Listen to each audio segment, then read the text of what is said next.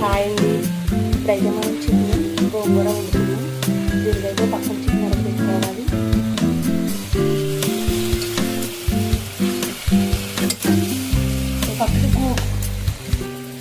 ఇంకో వైపు అయితే గోంగూర ఉడకబెట్టుకోవాలండి. గోంగూర అయితే ఎలా ఉడికిపోయింది, చికెన్ కూడా ఇలా పక్కన వేగుతుంది.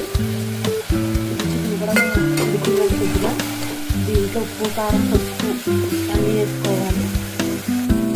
దీంట్లో అయితే అన్నీ వేసామండి. ఇంకో గ్లాస్ వాటర్ పోద్దాం.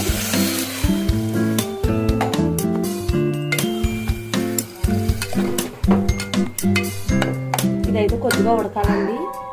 ఈ లోపల మనం ఉడికించి పెట్టుకున్న గోంగూర అయితే మిక్సీ కట్టుకోవాలి. ఇందులో కొద్దిగా నిమ్మకాయ సైజు చింతపండు కూడా వేసుకోవాలండి. అంటే ఇంకో గోంగూర పులుపు ఉంటుంది కదా, అది కొంచెం చింతపండు వేసుకోవాలి మిక్సీ పట్టుకునేటప్పుడు. చికెన్ అయితే ఇలా ఉడికింది కదండి. ఇప్పుడు మనం మిక్సీ ఆడిపెట్టుకున్న గోంగూరను కూడా ఇందులో వేసేసుకోవాలి.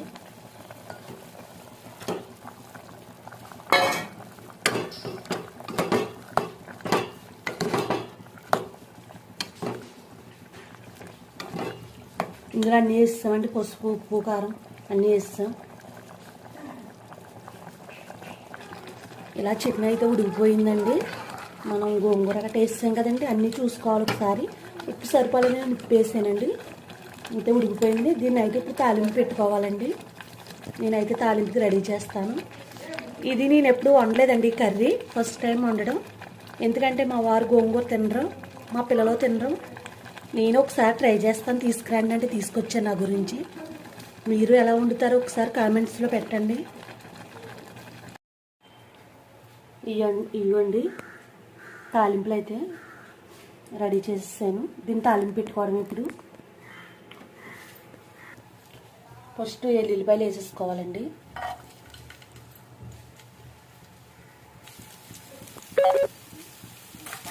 మినపప్పు శనగపప్పు ఎల్లుల్లిపాయలు అయితే వేయించుకోవాలండి. ముందు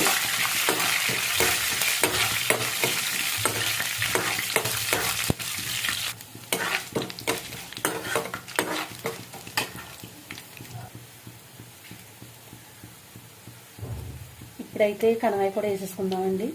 కరివేపాకు ఎండుమిరపకాయలు అన్నీ వేసేసుకోవాలి.